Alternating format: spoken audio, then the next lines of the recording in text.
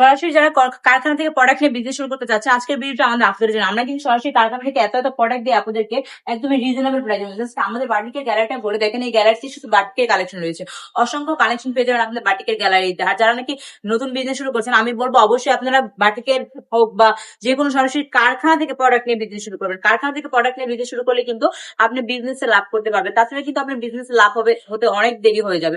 কারণ আপনি যদি অন্য কোনো থেকে ড্রেস নিয়ে বিজনেসটা শুরু করেন, সেক্ষেত্রে কিন্তু আপনার বিজনেসের প্রফিট আসতে অনেক বেশি লেট হবে।